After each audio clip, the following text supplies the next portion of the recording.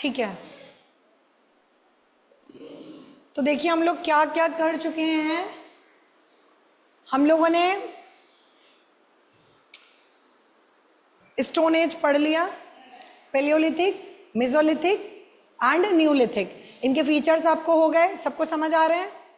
ठीक है, उसके बाद चाल्कोलिथिक एज हो गया, लिटरेरी सोर्सेज हो गया, आर्कियोलॉजिकल सोर्सेज हो गया, और इंडस वैली सिविलाइजेशन, उसके इंपॉर्टेंट जो साइट्स हैं वो सब हो गई हैं। ठीक है, थोड़ा सा इधर आप थोड़ा नजर देखिए।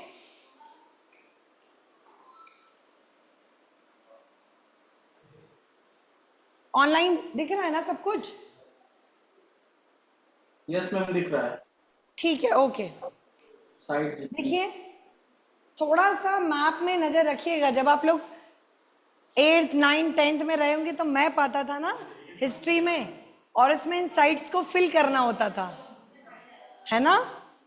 ये तो लार्जेस्ट साइट कल आप लोग को बताया था, largest site of IVC Indus valley civilization. Largest site पूछेगा तो हमको क्या बताना है? Mohenjodaro at the river of river bank. क्या है रिवर? Ma'am Indus. इंडस। ठीक है, इंडस इंडस। अगर लार्जेस्ट साइट ऑफ इंडिया पूछेगा, क्योंकि ये एट प्रेजेंट कहाँ है? पाकिस्तान ना, और लार्जेस्ट साइट ऑफ इंडिया पूछेगा तो क्या बताओगे? राखी गढ़ी। कहाँ है ये? ठीक है, राखी गढ़ी दिख रहा है ना? यस, तो ये थोड़ा सा ध्यान रखिएगा। ये देखिए आपको इंडस रिवर दिख रही है, at the bank of Indus river है ना मोहनजोदड़ो। तो 2-3 बार अगर आप मैप भी देखते हो, मेहरगढ़ ये देखिए यहाँ पर, ठीक है, हड़प्पा भी देखिए रावी पर है, ठीक है। Manda, Manda very important. क्यों है मंडा इंपॉर्टेंट? क्वेश्चन आता है, फेवरेट क्वेश्चन है public UP public service commission का। Northern most site of Indus valley civilisation, देखिए इससे ऊपर कुछ नहीं था आईबीसी में, ठीक है, इससे ऊपर नहीं है। तो मंडा जो है वो नदर्न बेस्ट है, सॉरी नदर्न मोस्ट साइट है। और आपको मैंने ये भी बताया था आलमगीरपुरी उत्तर प्रदेश मेरठ जिले में है, ये रहा आलमगीरपुरी। तो ये ईस्टर्न मोस्ट है, इससे आगे कुछ नहीं है इंडस वैली सिविलाइजेशन में, अभी नहीं हुई है खोज, हो सकता है आगे मिल जाए हमें। तो इंडस वैली सिविलाइजेशन में ये ईस्टर्न मोस्ट था। ऐसे सदर्न मोस्ट भी आपको बताया हुआ है, लिखवाया है, ठीक है।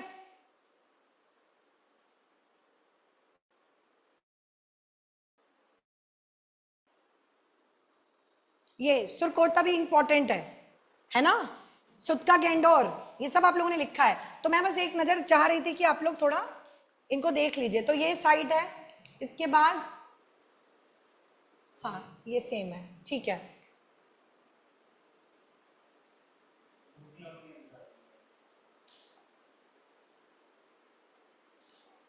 आपको पता है ना कि इंडस वैली, आज मैंने एक छोटी सी रील भेजी थी एआई जनरेटेड ग्रुप में, देखा था? देखे थे मैम, देखे थे। उससे क्या समझे?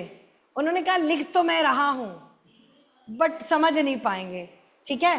तो ये एक तरीके का आप कह सकते हैं सैटिरिकल एक स्टेटमेंट था कि इंडस वैली सिविलाइजेशन का फ्रॉम द डिस्कवरी, जो ऑफिशियली 1921 में डिस्कवरी हो गई, ऑफिशियली डिक्लेरेशन कर दिया, लगभग हम लोग 104-5 साल बीत गए हैं, बट कोई इसको डिकोड नहीं कर पाया है, हिस्टोरियंस इतने मिलकर भी नहीं कर पाए हैं।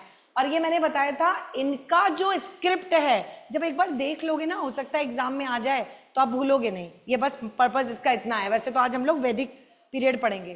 तो इनका जो स्क्रिप्ट थी वो पिक्टोग्राफी थी, बताया था मैंने, पिक्चर के साथ में साइन।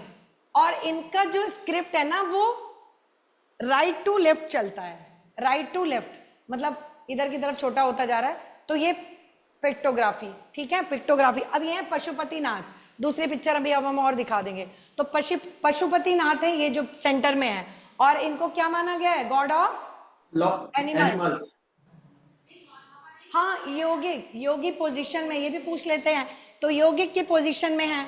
तो आप इसमें ये पूछा जाता है, एक बार पीसीएस में भी पूछा है कि इनके ये सराउंडेड बाय कौन कौन से एनिमल्स हैं। तो आपको पता है उस टाइम में लॉइन वाज नॉट नोन, कोई ऐसे हमें साक्ष्य नहीं मिले हैं लॉइन के, ठीक है।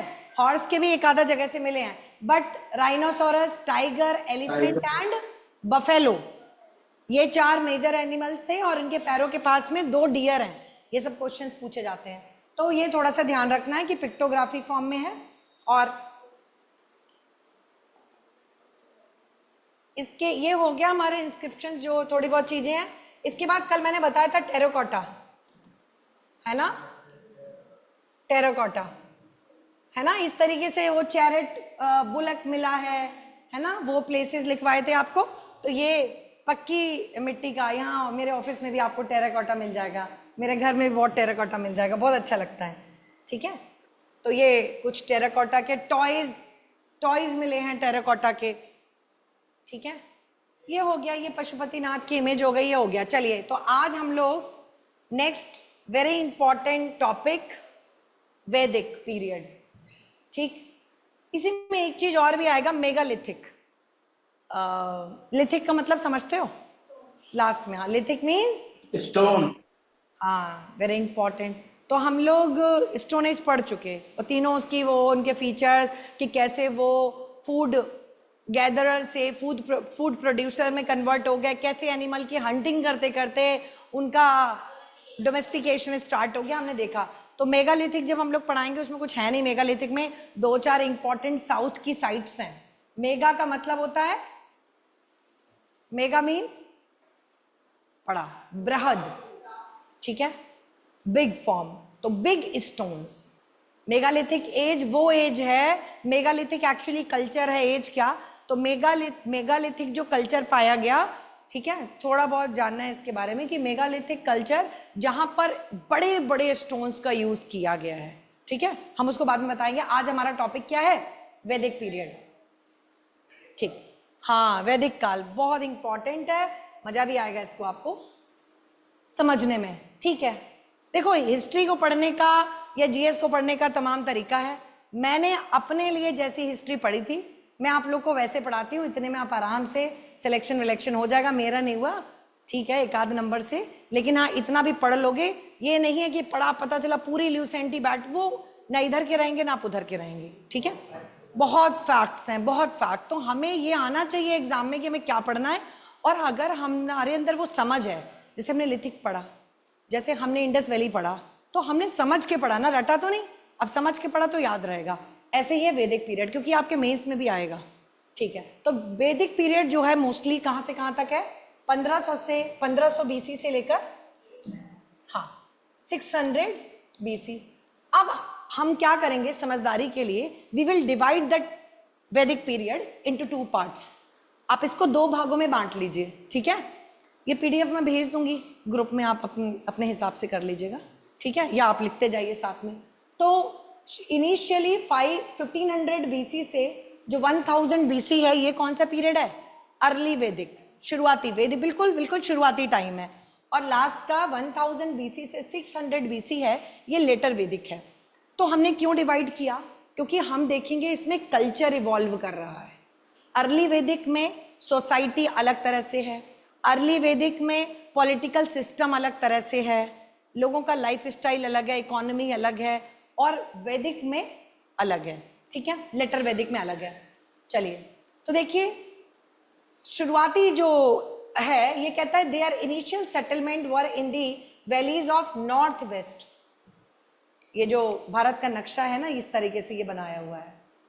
ठीक है, हाँ, उसमें है ना आर्यवर्ते भारत खंडे, हाँ, तो ये आर्यवर्त की बात की गई है यहाँ पर वैदिक पीरियड में। ठीक, तो नॉर्थ वेस्ट, उत्तर पश्चिमी जो इलाका है, ये यहाँ पर थे, और उसके बाद ये पंजाब प्लेन्स में, और आगे हम देखेंगे कि लेटर वैदिक आते आते जब ये आयरन से नोन हो गए, जब आयरन के साक्ष्य मिले हैं, और ये इसमें पूरा लिटरेरी सोर्सेज हैं हमारे पास। ठीक है, वेदास जो हैं उन्हीं से हमें पूरी जानकारी मिलती है इस टाइम की। तो ये पूरा इस रीजन में आते आते और ये पूरे भारत में फैल गए हैं। ठीक है, तो इनिशियल सेटलमेंट इनका वैलीज ऑफ नॉर्थ वेस्ट से स्टार्ट होकर, नॉर्थ वेस्ट एरिया से, और जिस जगह पर ये रहे हैं इनको क्या बोला जाता है, कोई बताएगा मुझे, हाँ, सप्त सिंधु रीजन, सप्त सिंधु, सप्त सिंधु। ठीक है, 7 नदियां हैं मोस्टली, और वहां की बात की गई है। आगे आइए, अब इस इनिशियल, ये ऋग्वेद की बात है जो अर्ली वैदिक है, अर्ली वैदिक टाइम में ये यहाँ से स्टार्ट किए और धीमे धीमे ये पंजाब और फिर आते जाएंगे. Later Vedic work show a wider knowledge of Indian geography than is found in Rigveda. देखिए, हम जब अर्ली वैदिक में जब पढ़ेंगे हम लोग, इसमें अर्ली वैदिक में बेसिकली ऋग्वेद है हमारे पास जो सोर्स है, ठीक है, जो कि किसमें लिखा हुआ है, वैदिक संस्कृत. और हम लोग जो संस्कृत पढ़ते हैं वो इसी का स्वरूप है. तो वैदिक संस्कृत में ऋग्वेद लिखा गया है और ऋग्वेद अर्ली वैदिक टाइम का है. समझ गए? ऋग्वेद किस उसका है, जैसे हम सोर्सेस पढ़ते हैं ना, किसी भी लिटरेरी सोर्स के श्रुति होते हैं, स्मृतिज होते हैं, तो ऋग्वेद जो है वो श्रुति के अंतर्गत आता है. क्यों? ऐसा नहीं था कि उस समय किसी ने बोला और लिख लिया. Generation to generation to generation सुनते आए एक दूसरे से, दूसरे से तीसरे से तीसरे, और इन सभी सुनी सुनी बातों को कंपाइल किया गया जो कि वैदिक संस्कृत में लिखा गया, और वो है हमारे पास ऋग्वेद. ऋग्वेद पढ़ने से पता चला, ठीक है, कि अभी कौन सा जगह बताया मैंने,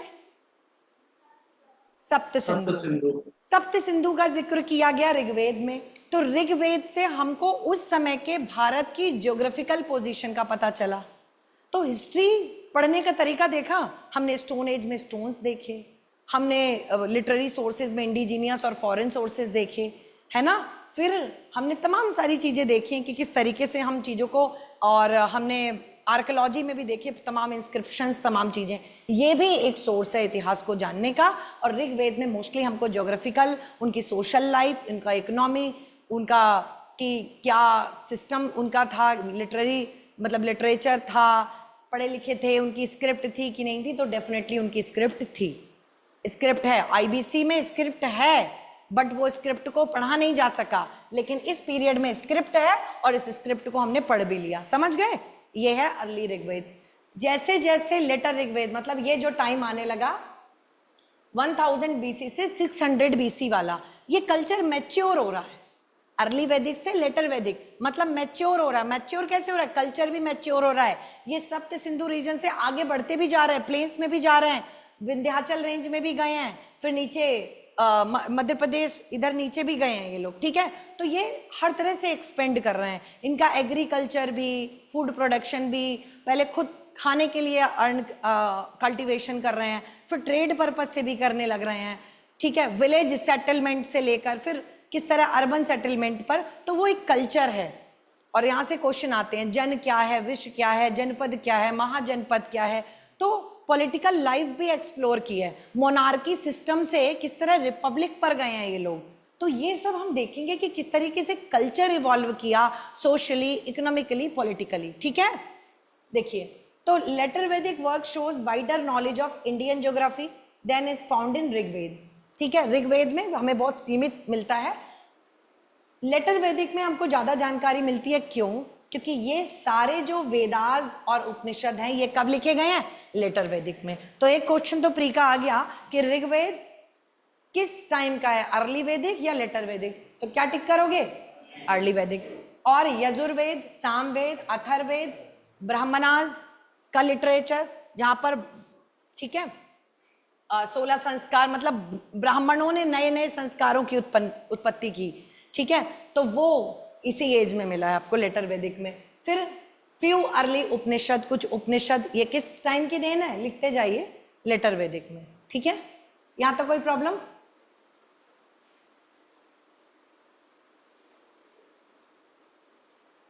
नेक्स्ट आइए.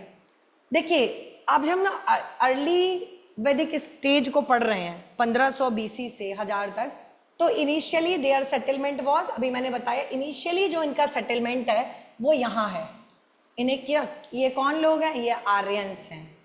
और आर्यंस के बारे में भैया देखो, ये हिस्ट्री है, हिस्टोरियंस आर वेरी कंफ्यूज्ड. कुछ कह रहे हैं ये सेंट्रल एशिया से आए हैं, कुछ कह रहे हैं कहीं से आ रहे हैं, कुछ कह रहे हैं आर्यवर्ते भारत खंडे ये यहीं के हैं, ये कहीं से नहीं आए, ये यहीं के लोग हैं. तो इस विषय, ये आपसे सवाल में पूछा भी नहीं जाएगा. जो पूछा जाएगा हमको उस पर फोकस करना है, क्योंकि हिस्ट्री हमारा ऑप्शनल नहीं है, ठीक है. हमको एक जीएस के पेपर में लिमिटेड पढ़ना है आपको, जो कमांड करनी है वो लॉ पे करनी है, लेकिन इतना आए कि हम पेपर में लिख लें अच्छे से। तो ये शुरुआत इनकी यहां से हो रही है। उसके बाद after 1000 BCE the use of iron, मैंने आपको अभी बताया कि इनको लोहे की जानकारी हुई और इसके बाद इन्होंने औजार बनाए। इन्हें कई तरीके अपनाए प्लेन्स में जाने के, पहाड़ों से प्लेन्स में जाएंगे, बड़े जंगल, इन्होंने जंगलों में आग भी लगाई, फायर का यूज भी किया, इन्होंने आयरन एक्स का यूज किया, ठीक है, और बड़े स्तर पर इन्होंने जंगलों को काटा और काटते काटते ये लोग आगे की तरफ गए। The jungles could be cleared with ease, बहुत आसानी से, क्योंकि इनके पास औजार थे, उनको काटते हुए ये यहाँ तक बढ़े। इंडो गैंगेटिक प्लेन्स में जो हमारा ये है, ये पूरा रीजन, ठीक है, जहाँ पर हम लोग हैं, इंडो गैंगेटिक प्लेन, उसके बाद ये देखिए आर्यवर्त रीजन, ये नीचे तक भी आए हैं, ठीक। This enabled the Vedic Aryans to extend their settlement into western area of Ganga Yamuna Doab, मतलब गंगा यमुना दोआब जो क्षेत्र है यहाँ तक भी ये लोग सेटल हुए हैं आके। अब आइए लेटर वैदिक में। It appears that during that period of composition of later Vedic text, Aryans became generally familiar with the major portion of Gangetic plains. वो बहुत familiar हो चुके थे, वहां से यहाँ तक आ गए हैं ये लोग, where they gradually settled। अब देखिए, Satpatha Brahmans refers to the expansion of Aryan to eastern Gangetic plain. It mentioned that Aryan moved eastward by turning the forest, ये मैंने आपको बता दिया, जंगलों को तबाह करते हुए, आग लगाते हुए, काटते हुए ये लोग किस तरह से आगे मूव किए। अभी इसके अलावा भी, ये तो मैं बस समझाने के लिए छोटा सा PDF बनवाया है मैंने, ठीक है, इसके अलावा बहुत सारे पॉइंट्स हैं जो मैं भी आपको लिखवाऊंगी, जैसे डेली लिखवाती हूँ, ठीक है। अब चेंज क्या आया है इसको देखना है हमको। अर्ली जो वैदिक पीरियड और लेटर वैदिक पीरियड में है, ठीक, लाइफ इनका पैटर्न बिल्कुल चेंज। पॉलिटिकल अगर आप देखोगे अर्ली वैदिक में तो अभी पढ़ा जाएगा, पूछते हैं जन क्या था, जन क्या है। तो शुरुआत में जो पॉलिटिकल ऑर्गेनाइजेशन, जन, जन कुछ नहीं है, जो सामान्य लोग होते हैं, जनमानस, वो है जन। लेकिन ये जनमानस कहाँ के जनमानस, क्योंकि ये वैदिक आप देख रहे हैं आर्यंस नॉर्थ वेस्ट से लेकर गैंगेटिक प्लेन्स तक, फिर उसके बाद नीचे तक भी आए हैं पूरा गंगा यमुना दोआब तक। तो कहाँ के जन, कौन राजा होगा, तो ये बहुत स्पेसिफिक हो गया लेटर वैदिक में, और यहाँ पर किंग भी होने लगे, ये जन से बन गया जनपद, और बाद में देखेंगे महाजनपद, जिसमें वेरी इंपॉर्टेंट आपका है मगध, है ना। तो इस तरीके से कल्चर इवॉल्व हो रहा है, मैं ये समझाना चाह रही हूं आपको, ठीक है। सोशल लाइफ, शुरुआत में अर्ली वैदिक जब आप पढ़ोगे तो वर्ण व्यवस्था आपको पता होगा, इनिशियली वर्ण व्यवस्था कैसी थी, that was completely based on profession. Early Vedic बहुत बढ़िया था उस समय, there was no evidence of child marriage, कोई चाइल्ड मैरिज का नहीं था, विडो मैरिज का था, विडो मैरिज के साक्ष्य मिले हैं।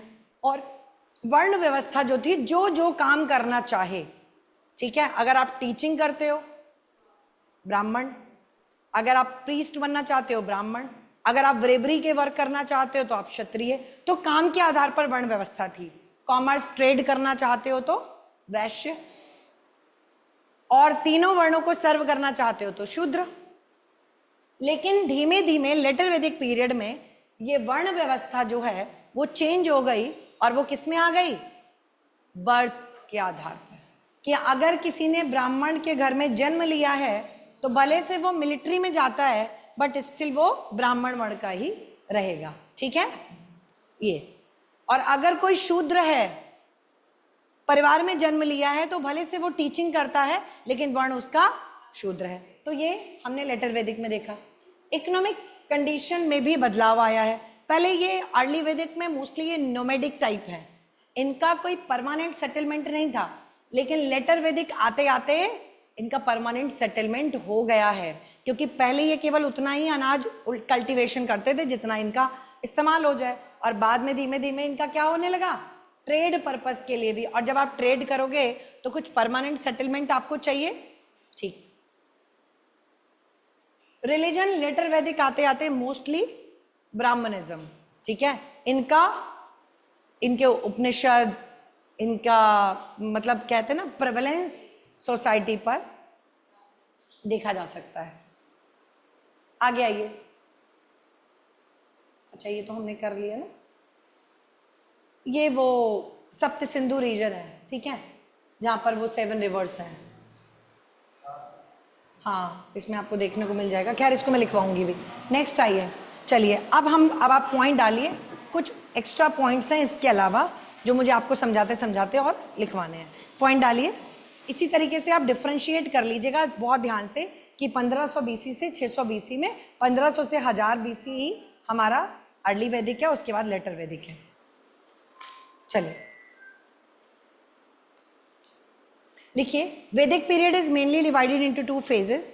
वैदिक काल को हम 2 भागों में विभाजित कर सकते हैं, अर्ली वैदिक और लेटर वैदिक, और इनकी ईयर भी, जो टाइम पीरियड है वो भी। अब आप जरा अर्ली वैदिक का लाइफ स्टाइल लिखिए। पॉइंटर्स में लिखवा दे रही हूं आपको। अर्ली वैदिक का लाइफ स्टाइल लिखिए। मैम अर्ली वैदिक और लेटर वैदिक ना? क्या कह रहे हैं मैम अर्ली वैदिक और लेटर वैदिक बोली है ना?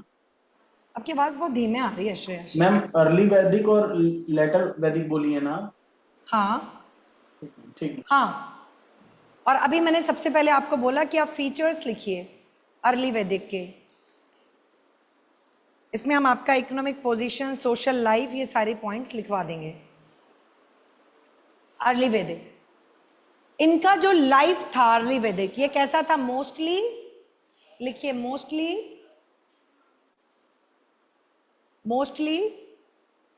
It was mostly pastoral.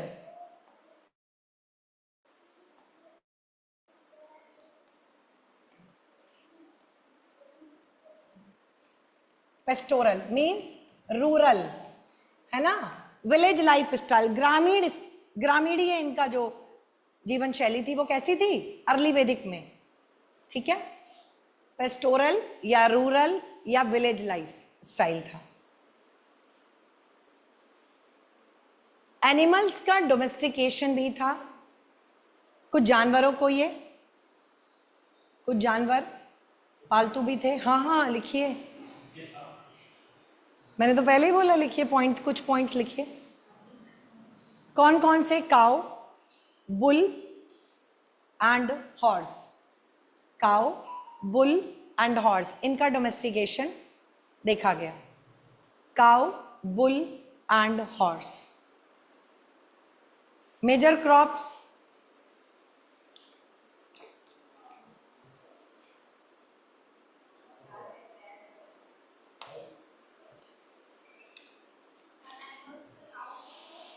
Horse. Next लिखिए, क्रॉप्स लिखिए। वीट, बैरले, वीट गेहूं, जौ, और अदर नट्स, ईडेबल नट्स कुछ और पाए गए। लेटर वैदिक लाइफ स्टाइल लिखिए। लेटर वैदिक में लाइफ स्टाइल कैसे चेंज हुआ है लिखिए।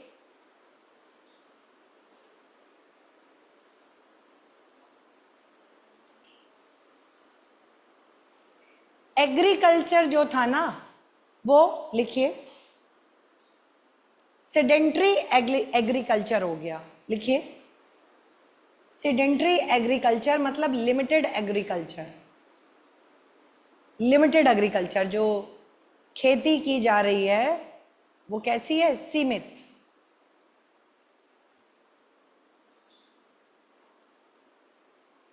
ऐसा नहीं है कि वो बहुत ट्रेड वगैरह कर रहे हैं, सीमित खेती।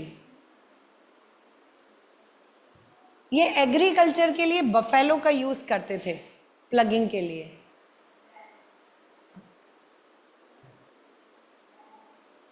बफेलो लिखा है, बफेलो।